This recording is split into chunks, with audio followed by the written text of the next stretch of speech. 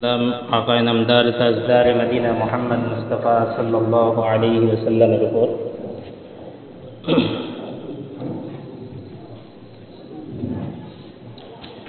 আল্লাহ পাক রব্বুল আলামিনে মানব জাতিরে ইবাদতের লাগি সৃষ্টি করেছেন। যেহেতু সময় খুব কম, এর লাগি আমি কথাগুলো খুব সংক্ষিপ্ত আকারে তুলিয়া ধরার চেষ্টা করব। আল্লাহ পাক রব্বুল আলামিনে মানব জাতিরে সৃষ্টি করেছেন ইবাদতের লাগি। আল্লাহ তাআলা কোরআনে কারীমের মধ্যে ফরমায়, ওয়ামা খালাকতুল জিন্না ওয়াল ইনসা ইল্লা লিয়াবুদুন, আমি জিন এবং ইনসান জাতির একমাত্র আমার ইবাদতের উদ্দেশ্যে সৃষ্টি করছি। ইবাদত মানব জাতি কিভাবে করবা, ইবাদতের পদ্ধতি কীরকম হইব, কোনটা হালাল কোনটা হারাম, কোনটা যায় কোনটা না যায়, এই সমস্ত বিষয় বন্দায় খাওয়ার লাগে জানার লাগে আল্লাহ পাক রব্বুল আলামিন আরো দুইটা নিজাম চালু করছেন, দুইটা সিস্টেম চালু করছেন। একটা হইল রিজালুল্লাহ আর একটা হইল কিতাবুল্লাহ। রিজালুল্লাহ অর্থাৎ আল্লাহ তাআলার মানব জাতি থাকিয়া কিছু বান্দা হলরে, মানব জাতিরে কিছু আল্লাহর প্রিয় বান্দা হলরে চুনিয়া মন্তখব করিয়া তারা নবী অথবা রাসূল বানাইয়া মানব জাতির হেদায়েতের লাগি পাঠাইছে। আর মানব জাতির হেদায়েতের লাগি আল্লাহ পাক রব্বুল আলামিনের আরেকটা সিস্টেম হইল কিতাবুল্লাহ, আল্লাহর কিতাব। আল্লাহ পাকে জায়গায় জায়গায় যুগে যুগে আম্বিয়া কেরামদের কাছে আসমানি কিতাব পাঠাইছেন মানুষের হেদায়েতের লাগি। যেহেতু আমরা নবী শেষ নবী, আমরা নবীর পরে আর কোনো নবীর আগমন হইত না, তাই এই কিতাব হইল শেষ কিতাব। মানব জাতির হেদায়েতের লাগি সর্বশেষ কিতাব আল কোরআনুল করিম, সর্বশেষ কিতাব আল কোরআনুল করিম। আমরা প্রত্যেকে জানি এটা সর্বশেষ কিতাব। কিয়ামত পর্যন্ত আনেওয়ালা মানব জাতির লাগি হেদায়েতের লাগি মাত্র একটা কিতাব বাকি আছে, মাত্র একটা কিতাব বাকি আছে। এটা কোন কিতাব? জি, কোন কিতাব? কোরআনুল করিম। আর নতুন কোনো কিতাব আসমান থেকে নাজিল করা হইব নি? নাজিল করা হইব নি? নতুন আর কোনো কিতাব আসমান থেকে নাজিল করা হইতো না। কারণ কিতাব আমরার নবী যেহেতু শেষ নবী, আর আসমান থেকে কিতাব নাজিল করতে হইলে জমিনও নবী থাকতে লাগে। আসমান থেকে কিতাব নাজিল করতে হইলে জমিনও নবী থাকতে লাগে। আর আমরার নবী যেহেতু শেষ নবী, কিয়ামত পর্যন্ত আর কোনো নবী রাসূল পাঠানি হইতো না মানব জাতির হেদায়েতের লাগি, তাহলে আর কোনো কিতাবের আশা করা যায়নি, আর নতুন কোনো কিতাবের আশা করা যায়নি। কিয়ামত পর্যন্ত মানব জাতির হেদায়েতের লাগি আর নতুন কোনো কিতাব আল্লাহর পক্ষ থেকে নাজিল করা হইতো না। এই একটা মাত্র কিতাব, এটা কিয়ামত পর্যন্ত মানব জাতির হেদায়েতের লাগি বাকি রয়েছে। আর এই কিতাব এখন 1450 বছর হয়ে যায়, এই কিতাবের মধ্যে এক বিন্দু এক নুক্তার পরিবর্তন এখনো হয়েছে না। আর কিয়ামত পর্যন্ত হওয়ার কোনো সম্ভাবনা আসেনি। কিয়ামত পর্যন্ত এই কিতাবের পরিবর্তন একটা বিন্দু একটা নুক্তার মধ্যে পরিবর্তনের কোনো সম্ভাবনা আসেনি, নাই। কিন্তু আফসোসের বিষয় হলো এই কিতাবরে আমরা প্রত্যেক জায়গা থেকে ছাড়িয়ে দিচ্ছি। এই কিতাবরে আমরা প্রত্যেক জায়গা থেকে ছাড়িয়েছি। রাষ্ট্র থেকে ছাড়িয়েছি, সমাজ থেকে ছাড়িয়েছি, সংসার থেকে ছাড়িয়েছি, ঘর থেকে ছাড়িয়েছি। প্রত্যেকের বাড়ির আলমারির উপরে আছে, মসজিদের তাড়িয়ার মধ্যে আছে, মাদ্রাসার তাড়িয়ার মধ্যে আছে, আছে না নেই? প্রত্যেকের বাড়িতে আছে। কিন্তু প্রত্যেকে ছাড়ি দিছে এই কিতাবরে। প্রত্যেকের বাড়িতে আছে, আবার ছাড়িলাম কীরকম কথা বুঝে যাননি? আমরা প্রত্যেকের বাড়িতে এই কিতাবটা আছে, আবার আমরা প্রত্যেকে এই কিতাবরে ছাড়ি দিছি। তাড়িয়ার মধ্যে বস্তানির মধ্যে খুব প্যাক করে রাখছি, আলমারির ভিতরে রাখছি, মসজিদের সাজার মধ্যে খুব সুন্দর করে রাখছি সাজাইয়া। কিন্তু এই কিতাবরে আমরা, এই কিতাবের হক আমরা আদায় করিয়েন না, এই কিতাবের চর্চা আমরা করিয়েন না। আর কিয়ামত পর্যন্ত আনেওয়ালা মানব জাতি এই কিতাব হরাইয়া তারার হেদায়েতের লাগে আর কোনো রাস্তা আসেনি। জি, কিয়ামত পর্যন্ত আনেওয়ালা মানব জাতির হেদায়েতের লাগি এই কিতাবটা যদি হরানি হয়ে যায়, অন্য কোনো আর মাধ্যম আসেনি তাদের হেদায়েতের লাগি, নাই। তাহলে এই কিতাবরে আঁকড়াইতে লাগবো, এই কিতাবরে ধরতে লাগবো, এই কিতাবের হেফাজত করতে লাগবো। এই কিতাবের হেফাজতের অর্থ এটা নয় যে আমি সুন্দর করে পুষিয়া বস্তনের ভিতরে রাখিয়া আলমারির উপরে রাখলাম, এটা নয় হেফাজতের অর্থ। কথা বোঝা গেছে না? যেহেতু কিয়ামত পর্যন্ত আনেওয়ালা মানব জাতির লাগে আর নতুন কোনো কিতাব আল্লাহর পক্ষ থেকে নাজিল করা হইতো না, তাহলে এই কিতাবিগান কিয়ামত পর্যন্ত জেলা আছে ওলা টাকা লাগবো। কিয়ামত পর্যন্ত জেলা আছে ওলা টাকা লাগবো না নি? যদি এর মধ্যে পরিবর্তন হয়, এর যদি শব্দের মধ্যে পরিবর্তন হয়, এর যদি মানার মধ্যে পরিবর্তন হয়, এর যদি একটা হরকতের মধ্যে পরিবর্তন হয়, তাহলে আমরার পরে যারা আইবা হে তো সঠিক এবারত পাইল না, হে সঠিক শব্দ পাইল না। হে যদি সঠিক শব্দ পায় না, তাহলে অর্থ তো সঠিক পাইত না। ভাই শব্দ যদি সঠিক থাকে না, অর্থ সঠিক কেমনে উঠিব? বুঝে যান কথা?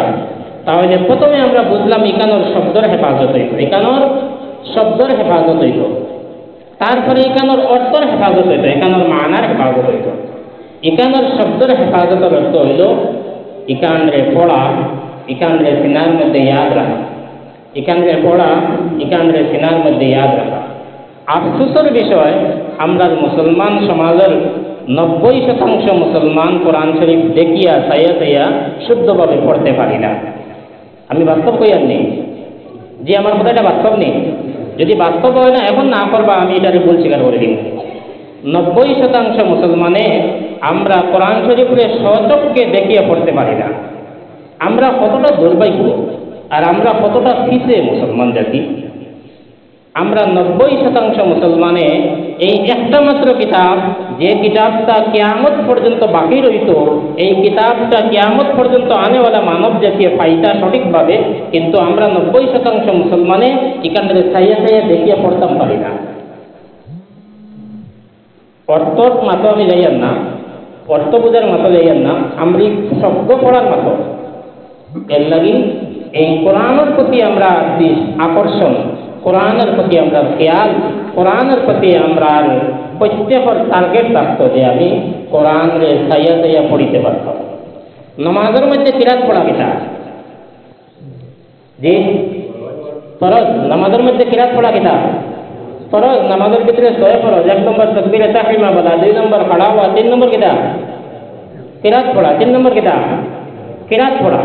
এখন আমরা যে 90% মুসলমানে খাইয়া বুঝতে পারি না কোনটা আইন, কোনটা হামজা, কোনটা কফ, কোনটা কাফ, কোনটা সিন, কোনটা সা, আমরা যে বুঝতে পারি না।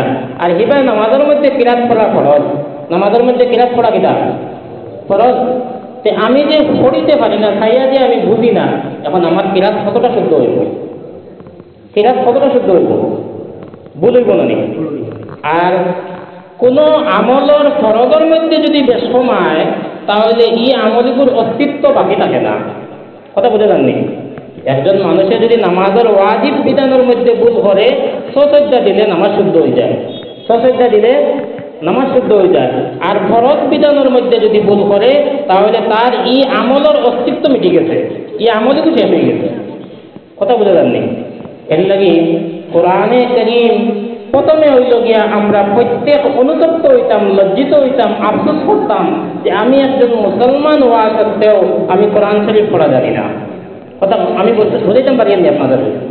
আমরা প্রত্যেক নিজের লাগি শর্মিন্দা হইতাম, আমি নিজের সাথে আফসোস করতাম, আমি লজ্জিত হইতাম যে আমি বড় দুর্ভাগ্য, কিয়ামত পর্যন্ত আনেওয়ালা মানব জাতির লাগি মাত্র একটা কিতাব বাকি রয়েছে, আর এটারে আমি চাইয়া পড়তাম পারি না। আমরা লজ্জিত হইমুনি? জি লজ্জিত হইমুনি? আমরা সবাই শর্মিন্দা হইতাম, আমরা সবাই শর্মিন্দা হইমুনি? আমরা আল্লাহর কাছে শর্মিন্দা হইতাম যে হে আল্লাহ, তুমি যে কিতাব দিসলাই তাম বিশ্বের মানব জাতির হেদায়তের লাগি যে কিতাব দিসলাই, এই কিতাবে কিন্তু আমি চাইয়া পড়তে পারি না।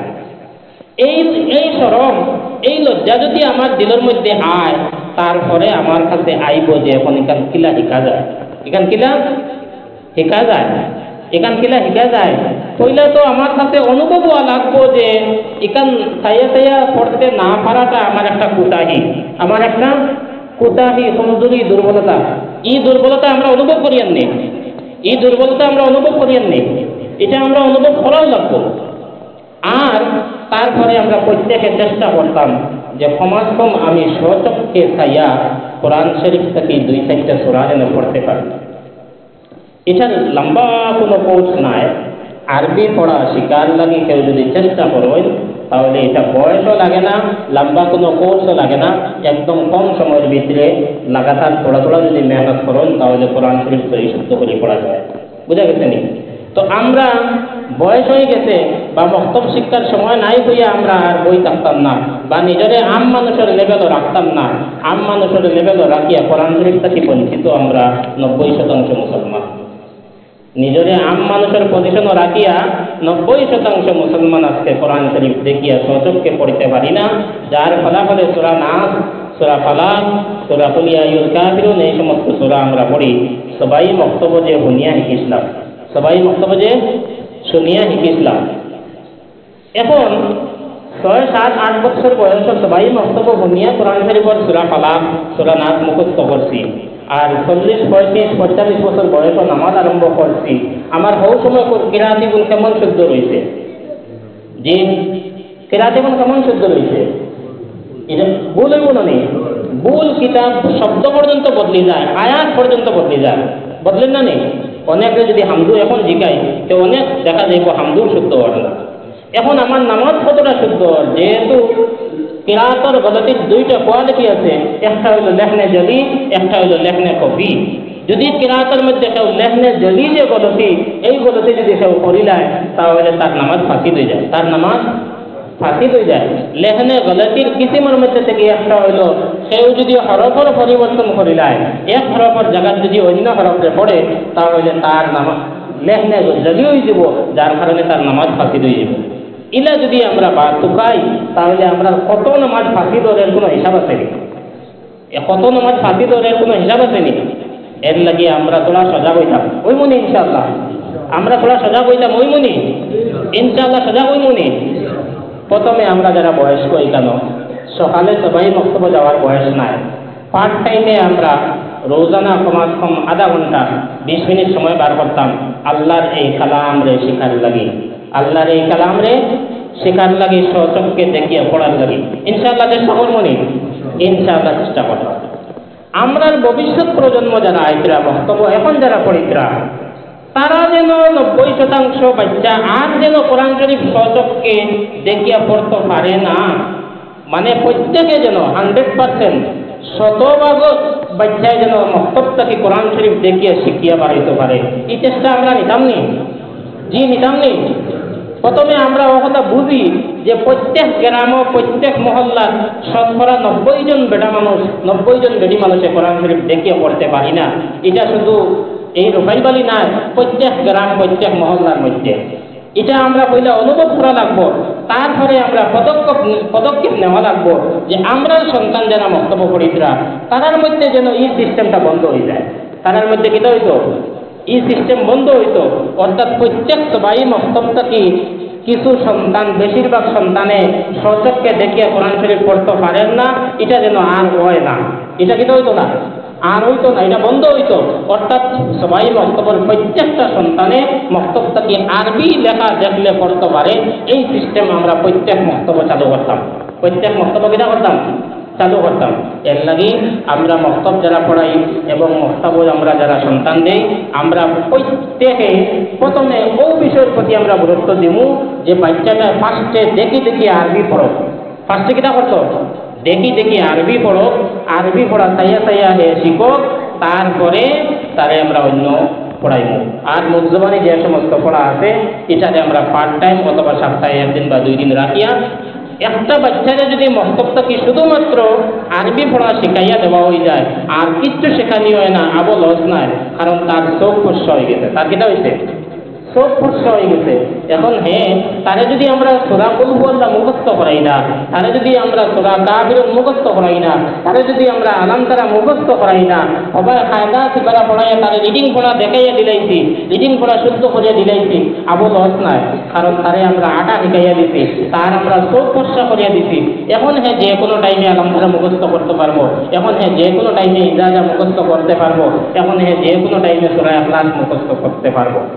অথচ আমরা কি করি, বাচ্চাগুলারে বেশিরভাগ টাইম জবানির মধ্যে খাটাইয়া আর বাচ্চাগুলার তোর কি হয় না আরবি সচককে দেখিয়ে পড়ার যে যোগ্যতা এটা তারা মক্তব থেকে অর্জন করতে পারে না, আর বাদে তার মক্তব শিক্ষার বয়স শেষ হয়ে যায়, হে বাদ দিলায় আর বাদে ও আম মানুষের খাতারও গিয়া পৌঁছিল আর হে সারা জীবন হুনি হুনি পালাক না যেগুলো বুঝলো ওগুলি হে নামাজ পড়িত, এখন হে শুদ্ধ ভুল আর কিছু বুঝে না।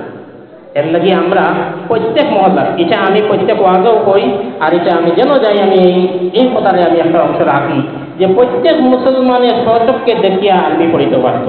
এইখানে দেখলে বুঝতে পারতো আল্লাহুম্মা ফতাহলি আবওয়াবা রাহমাতিক, এ দেখলে বুঝতে পারতো আল্লাহুম্মা ইন্নী আসআলুকা মিন ফাদলিক, এখন বই বার করিয়া দেখিয়ে পড়িতে পারতো গুফরানাকা আলহামদুলিল্লাহিল্লাযী আযহাবা আন্নিল আযা ওয়া আফানি, এ বই বার করিয়া দেখিয়ে পড়িতো আল্লাহুম্মা বিসমিকা আমুতু ওয়া আহইয়া।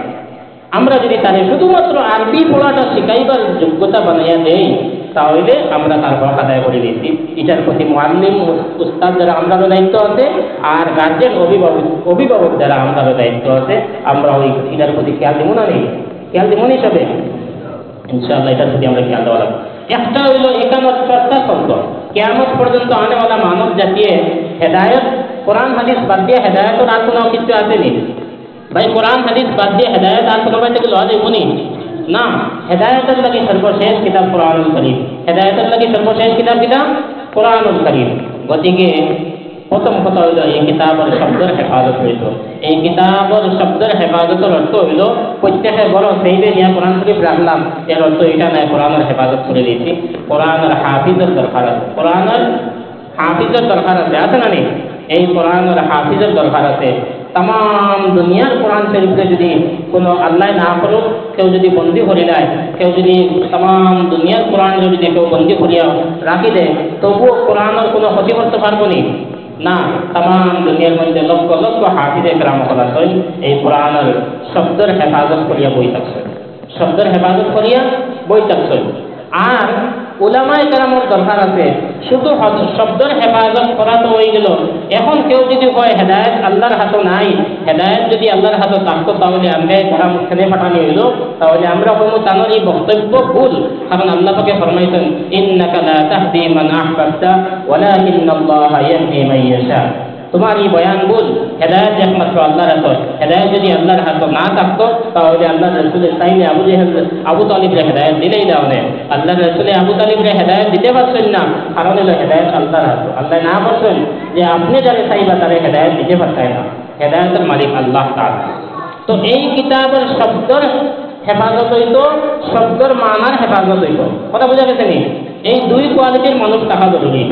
শুধু কোরআনিকান যদি সেইবে রাখা হয়ে যায় তাহলে কিয়ামত পর্যন্ত আনেওয়ালা মানুষে সঠিক ধর্ম পাইতা না, সঠিক ধর্ম পাইতা না। যদি এখানোর চর্চা বন্ধ হয়ে যায়, যদি এখানোর কি বন্ধ হয়ে যায়, চর্চা বন্ধ হয়ে যায়, এখানোর যদি চর্চা বন্ধ হয়ে যায়, এখানে যদি ইয়াদ করা বন্ধ হয়ে যায়, এখানোর অর্থ মিনিং বোঝা যদি বন্ধ হয়ে যায় তাহলে আনেওয়ালা মানুষের সঠিক দিন পাইতা না, তারা লাইন আউট হয়ে যাবে, রাস্তা থেকে হটে যাবে, সঠিক রাস্তা থেকে তারা হটে যাবে।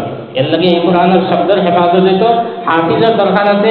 এই কোরআনের মানার হেফাজত হইতো, আলিমের দরকার আছে। আছে না নাই? জি আছে না নাই? আছে। এর লাগে আমরা এখানে যারা উপস্থিত আছি মাদ্রাসাত পড়ার, মাদ্রাসাত দেওয়ার উপযুক্ত যারা ছেলে আছেন, যারা ভাই আছেন, বাতিজা আছেন, আমরা প্রত্যেকে ইরাদা করবো এক এক বাড়ি থেকে যেন একজন সন্তানরে হাফিজ বানাইয়া কিয়ামত পর্যন্ত আনেওয়ালা মানব জাতিকে কোরআন পাওয়ার লাগি যেন আমরা হিস্সা লইতে পারি। ইনশাআল্লাহ চেষ্টা করবো নি? ইনশাআল্লাহ প্রত্যেকে চেষ্টা করবা। একটা পরিবার থেকে একজন আলিম বানাইয়া কিয়ামত পর্যন্ত আনেওয়ালা মানব জাতির হেদায়েতের জরিয়া বানার লাগি একজন আলিম বানাইমু, এই কথা চেষ্টা করবো নি? আমরা এই কথা চেষ্টা করবো নি?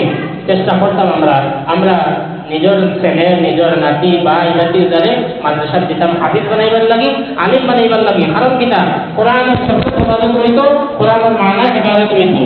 যদি শব্দ আর মানা হেফাজত থাকে না তাহলে মানুষ ইনসান সঠিক রাস্তা থেকে পড়ে দিবা, সঠিক রাস্তা থেকে পড়ে দিবা।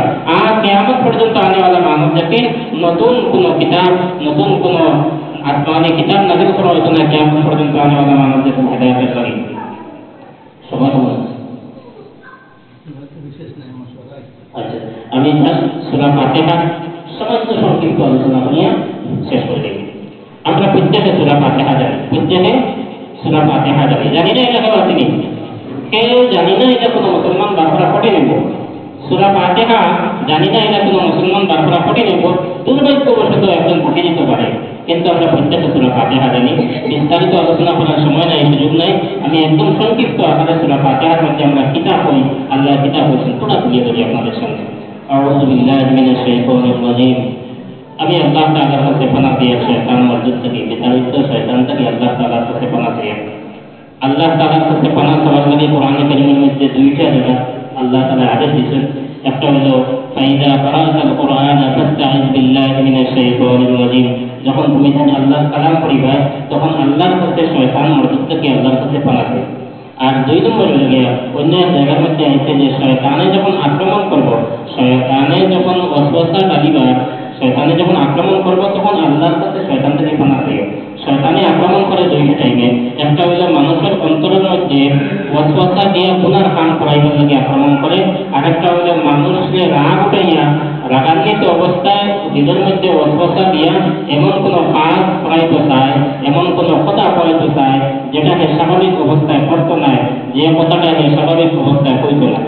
রাগ শেষ হওয়ার পরে আফসোস করে যে ও টাইমে আমি এই কথাটা কেন কইলাম, ও টাইমে আমি এই কাজটা কেন করলাম। তার মানে যে রাগ শয়তানের চায় মানুষ যে গুনাহ করাইতো অথবা রাগান্বিত করিয়া রাগ উঠাইয়া এমন কোনো কাজ করাইতো যেটা আল্লাহ নারাজ হইতো, নবী নারাজ। এই দুইটা পয়েন্ট, একটা হইল কোরআন পড়িবার সময় আউযু বিল্লাহ পড়া হইতো, আরেকটা হইল শয়তানে যখন হামলা করবো, আক্রমণ করবো, আক্রমণ আর হামলা কোন সময় করবো, যদি বুঝবাই দিলের মধ্যে কোনো গুনার হামলা জ্ঞান হয়েছে তাহলে লগে লগে বুঝে দিব আক্রমণ করে, যদি রাগান্বিত হয়ে যায় তাহলে লগে লগে বুঝবো আক্রমণ করে। আচ্ছা, কিছু কিছু সময় রাগান্বিত হওয়ার জরুরত আছে, জাহিদ আছে, এটা আলাদা বিষয়, এখন সময় নাই। তারপরে বিসমিল্লাহির রহমানির রহিম, আউযু বিল্লাহি মিনাশ শাইতানির রাজিম, এটা কিন্তু কোরআনে কারীমের আয়াত নয়। আল্লাহ কইছেন যে তুমি পানাহ চাও শয়তান থেকে, বিতাড়িত শয়তান থেকে আল্লাহর কাছে পানাহ চাও। তো আল্লাহর কাছে পানাহ চাইবার মতো একটা বাক্য আল্লাহ রাসূলের পরিচয়, যেটা হলো আউযু বিল্লাহি মিনাশ শাইতানির রাজিম, বিসমিল্লাহির রহমানির রহিম। আমি শুরু করি আল্লাহ তাআলার নামে, যিনি রহমান এবং যিনি রহিম, বা যিনি দয়ালু, যিনি অতি দয়ালু। তো বিসমিল্লাহির রহমানির রহিম এটা কিন্তু কোরআনে কারীমের সম্পূর্ণ একটা আয়াত, এটা কোরআনে কারীমের একটা আয়াত। আর প্রত্যেক কামরে বিসমিল্লাহ দ্বারা শুরু হওয়া হয়তো আল্লাহ তাআলা কোরআনে কারীমের আরম্ভে বিসমিল্লাহ দিয়ে করিয়া শিক্ষা দিচ্ছেন যে তুমি প্রত্যেক কামরে বিসমিল্লাহ দ্বারা আরম্ভ করিও। কোরআন নাযিল হওয়ার আগে আল্লাহ রাসূল যখন কোনো কাজ আরম্ভ করতেন তখন বিসমিকা আল্লাহুম্মা পড়িতেন, এটা পড়িতেন বিসমিকা আল্লাহুম্মা পড়িতেন। তারপরে যখন কোরআন নাযিল আরম্ভ হইল, কোরআন নাযিল হইল, আল্লাহ রাসূলের প্রত্যেক কামের আগে বিসমিল্লাহির রহমানির রহিম পড়িতেন, এটা পড়িতেন বিসমিল্লাহির রহমানির রহিম। আমরাও প্রত্যেক কাজের আগে বিসমিল্লাহির রহমানির রহিম পড়িতেন। কেন পড়িতেন আলোচনা করেছিলেন বইয়ে।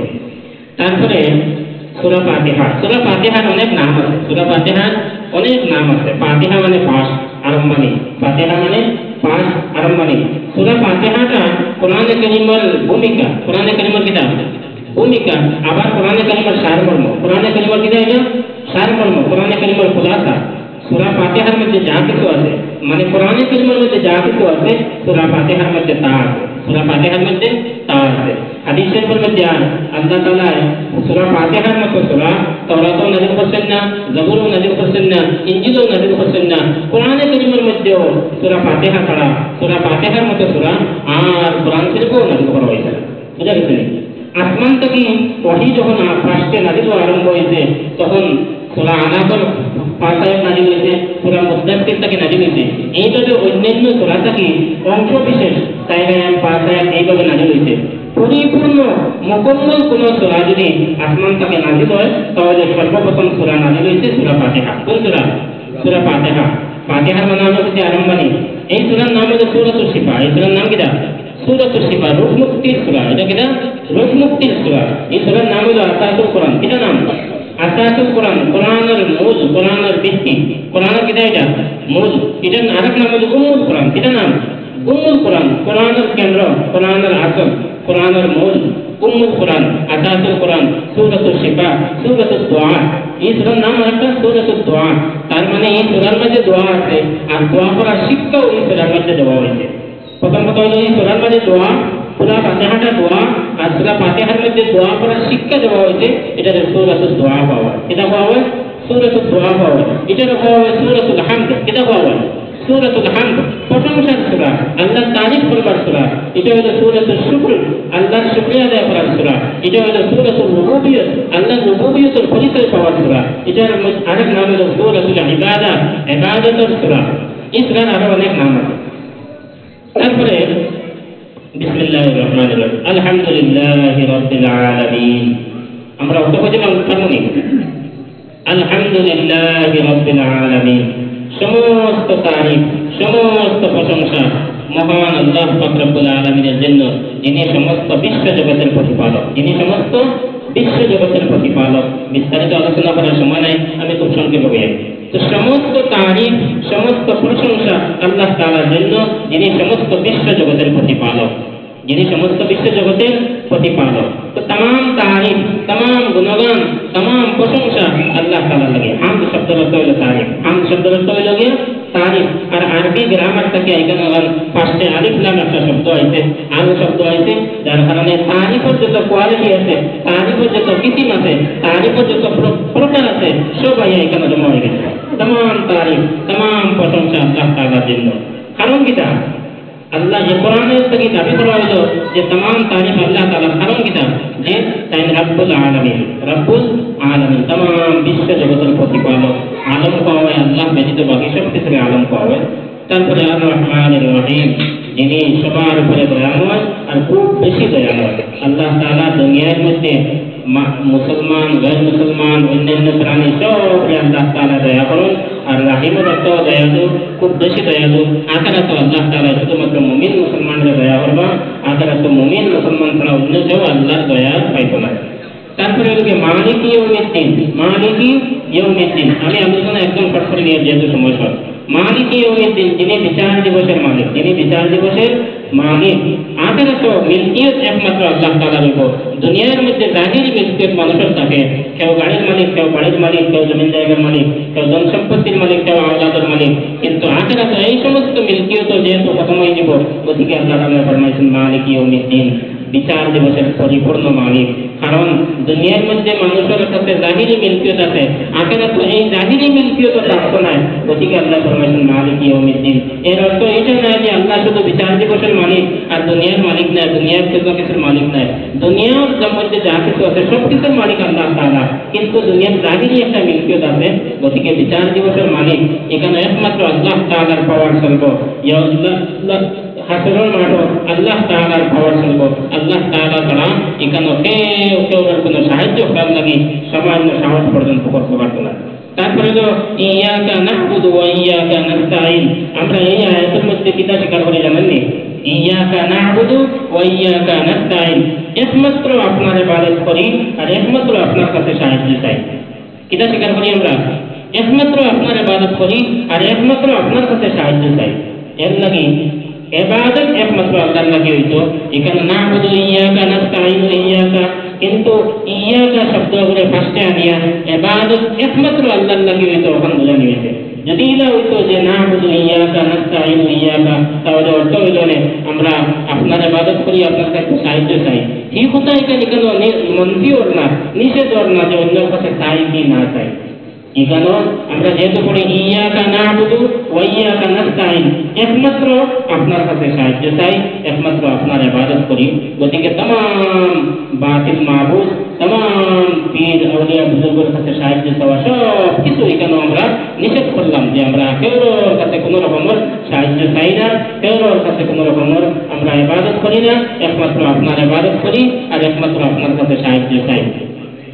দুনিয়াতে আমরা যদি একে অন্যের কাছে সামান্য কিছু সাহায্য চাই, জাহিরি সাহায্য মদত, এটা ব্যক্তির আল্লাহ তাআলা সামর্থ্য দেওয়ার কারণে আমরা তার কাছে সাহায্য চাই। কথা বুঝে গেছিনি? একজনের কাছে টাকা আছে, আমি বললাম টাকা 1000 দেও, টাকা 5000 দেও, তো আল্লাহ পাকে তার ধন সম্পত্তি দিতেন, তানে সামর্থ্য দিতেন। গতিকে আমরা তার কাছে সামান্য জাহিরি পর্যায়ে তোলা মদত চাই। প্রকৃত অর্থে মদতটা আল্লাহ তাআলার কাছে চাওয়া হয়েছে।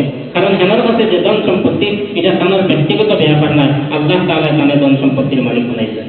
আমি আলোচনা লম্বা করি না। তারপরে হলো ইহদিনাস সিরাতাল মুস্তাকিম, ইহদিনাস সিরাতাল মুস্তাকিম, এটা হলো মূল পয়েন্টের দ্বারা আমরা প্রত্যেকটা সূরা ফাতিহার মধ্যে এখানে যেটা পড়ি, আয় আল্লাহ আমার সঠিক রাস্তার উপরে ফেলাও। এটা কই আমরা ইহদিনাস সিরাতাল মুস্তাকিম, আয় আল্লাহ আমার আমার সঠিক রাস্তার উপরে চালাও, আমার সঠিক সহজ সরল রাস্তার উপরে চালাও, যে রাস্তার উপরে চললে আমি ডাইরেক্টলি জান্নাতের মধ্যে গিয়ে পৌঁছে যাই, ডাইরেক্টলি জান্নাতের মধ্যে গিয়ে পৌঁছে যাই। আর এটা দুনিয়ার ক্ষেত্রেও আমরা প্রত্যেকে চেষ্টা করি, আমি গুয়াহাটি যেতাম কোন রাস্তায় গেলে সহজে যাইব, কোন রাস্তায় গেলে গিয়ে জলদি পৌঁছিব, আমি অমুক ডাক্তারের কাছে যাইতাম, কোন লাইনে গেলে তার কাছে আমি আগে যেতাম পারবো, আগে তার কাছে আমি দেখাইতাম পারবো। দুনিয়ার ক্ষেত্রেও আমরা সহজ রাস্তা যেটা ওটা আমরা চেষ্টা করি।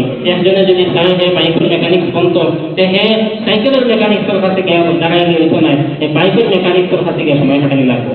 তো আমরা প্রত্যেকে আল্লাহর কাছে সহজ সরল সোজা রাস্তা চাই, যেটা জন্নত যাওয়ার লাগে সোজা সহজ রাস্তা, এটা আমরা আল্লাহর কাছে দোয়া করি। আয় আল্লাহ, কারণ কিটা আগে আমরা যে স্বীকার করছি আয় আল্লাহ একমাত্র আপনার ইবাদত করি, তো স্বীকার তো মাদক করলাম ইয়াকা না'বুদু ওয়া ইয়াকা নাস্তাইন, একমাত্র আপনার ইবাদত করি, কিন্তু কথা এটা বড় কঠিন, বড় মুশকিল আদায় করা।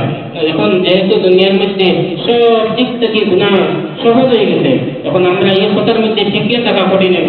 আল্লাহ বলেছেন একটা আবার দোয়া করো, আয় আল্লাহ ইহদিনাস সিরাতাল মুস্তাকিম, আমাদের সহজ সরল আর মুস্তাকিম সিরাতাল মুস্তাকিমের উপরে আমাদের চালাও।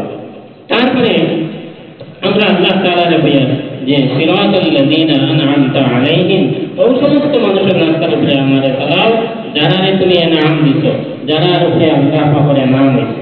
এরা কারা? অন্য সূরার মধ্যে আল্লাযীনা আন'আমা আল্লাহু আলাইহিম মিনান নাবিয়্যিনা ওয়াস সিদ্দীকিনা ওয়াশ শুহাদাই ওয়াস সালিহিন, সাইয়্যিদুল মানুষের উপরে আল্লাহর নাম হয়েছে, সাইয়্যিদুল মানুষে আল্লাহর পুরস্কার লাভ করছেন। এরা হলো আম্বিয়া কিরাম হল, এরা হলো শুহাদা কিরাম, এরা হলো সিদ্দীকিন, এরা হলো সালিহিন। এই সাইয়্যিদুল মানুষ এরা আল্লাহর রাজি খুশি করছেন, গতিকে আল্লাহ তাআলা নাম দিচ্ছেন।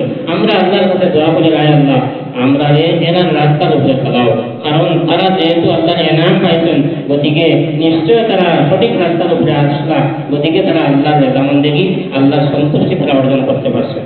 তারপরে হলো গায়রিল মাগদুবি আলাইহিম ওয়ালাদ-দাল্লিন, আর আমারে ওই সমস্ত রাস্তার মধ্যে চালাইও না, এরা রাস্তার মধ্যে আমাদের চালাইও না যারা উপরে আল্লাহর লানত, আল্লাহর অভিশাপ, আল্লাহর বদদুয়া হইছে, এরা রাস্তার উপরে আমাদের চালাইও না। আর যারা নিজে নিজে পথভ্রষ্ট হয়েছেন, এরা রাস্তার উপরে আমারে চালাইও না। অর্থাৎ ইহুদি আর নাসারার রাস্তাটাকে তরিকাটাকে আমরা প্রত্যেক দিন আমাদের মধ্যে ফানা চাই, কিন্তু বাস্তবে আমরা অনেক রকমের কালচার, অনেক রকমের তরিকা তারা ধরিয়ে রাখছি। এই যে আগামীকালকে আইব 5 জানুয়ারি, অনেক যুবক হলে আমরা অনেক রকমের খারাপির মধ্যে গিয়ে পৌঁছিমু, যেটা খ্রিস্টান নাসারার তরিকা। এর লাগে আল্লাহ পাক রব্বুল আলামিনের কাছে আমরা নামাজের মধ্যে যেমন ফানা চাই, আয় আল্লাহ গায়রিল মাগদুবি আলাইহিম ওয়ালাদ-দাল্লিন, যারা উপরে আপনার লানত, আল্লাহ আপনার অভিশাপ হয়েছে, এদের রাস্তার মধ্যে আমাদের চালাইও না। যারা নিজে পথভ্রষ্ট হয়েছেন, গোমরাহ হয়েছেন, এদের রাস্তার মধ্যে আমাদের চালাইও না। আমরা নিজে এটার প্রতি চেষ্টাও করে রাখবো। একদিকে হলো আমরা সূরা ফাতিহা বুঝতাম, সূরা ফাতিহার অর্থ কিটা, কোন আয়াত আল্লাহ পাকে কিতা ফরমাইছেন এটা আমরা বুঝতাম, আর নিজে যে দোয়া করছি, আয় আল্লাহ ইহদিনাস সিরাতাল মুস্তাকিম, আমাদের সহজ সোজা সরল রাস্তার উপরে চালাও, যেটা জান্নাতে যাওয়ার লাগে একদম সোজা রাস্তা। এটার লাগে আমরা ইরাদা করা লাগবো, চেষ্টা করা লাগবো। এটার লাগে কিতা করা লাগবো? ইরাদা করা লাগবো, চেষ্টা করা লাগবো। যদি ইরাদা করি না, চেষ্টাও করি না, তাহলে আল্লাহ পাকে আমাদের সঠিক রাস্তার উপরে চালাইবে না। কারণ যদি ইরাদা আর চেষ্টা ছাড়া আল্লাহ পাকে যদি আমরা সঠিক রাস্তার উপরে চালাই দেয়, তাহলে এটা জবরদস্তি হয়ে যাব। এটাও কই যাবে, জবরদস্তি হয়ে যাব। আল্লাহ পাকে বলেন লা ইকরাহা ফিদ-দীন, দিনের মধ্যে, ইসলামের মধ্যে জবরদস্তি নাই। অন্য আয়াতের মধ্যে আছে ওয়ালাউ শি'না লাআতাইনা কুল্লা নাফসিন হুদাহা ওয়ালাকিন হাক্কাল কওলু মিন্নি লা'আমলা'আন্না জাহান্নামা মিনাল জিন্নাতি ওয়ান নাসি আজমাইন। আল্লাহ তাআলা যদি চাইতা তাহলে तमाम মানব জাতির হেদায়েতের উপরে রাস্তা পাল্লা হবে, तमाम মানব জাতিরে বাধ্য করিয়া রাখি দিলা মানে আল্লাহর ইবাদত করতো, আল্লাহর ফরমাবরদারি করতো, আল্লাহর নাফরমানি করার কোনো চান্স, কোনো সুযোগও তারা দেওয়া হলো না। কিন্তু আল্লাহর মনসা যেহেতু জাহান্নাম বড় হয়তো দিন আর ইনসান দিয়ে, গতিকে আল্লাহ পাকে মানব জাতির এখতিয়ার দিচ্ছেন, তার মাঝে কুওয়াত দিচ্ছেন, শক্তি দিচ্ছেন, জ্ঞান দিচ্ছেন, ইরাদা দিচ্ছেন। ফার্স্টে বন্দা ইরাদা করবো, তারপরে তার কুওয়াত আর শক্তিরে যখন ব্যবহার করবো, তারপরে আল্লাহর পক্ষ থেকে মদদ আর সাহায্য আইব, এই সিরাতাল মুস্তাকিমের উপরে চলতে পারবো। এর লাগে আমরা সবাই চেষ্টা করতাম, কোরআন শরীফ পড়িতাম, আর কোরআন শরীফ বুঝতাম, কোরআনের উপরে আমল করতাম ইনশাআল্লাহ। ওয়া আখিরু দাওয়ানা আলহামদুলিল্লাহি রাব্বিল আলামিন। আসসালামু আলাইকুম ওয়া রাহমাতুল্লাহ।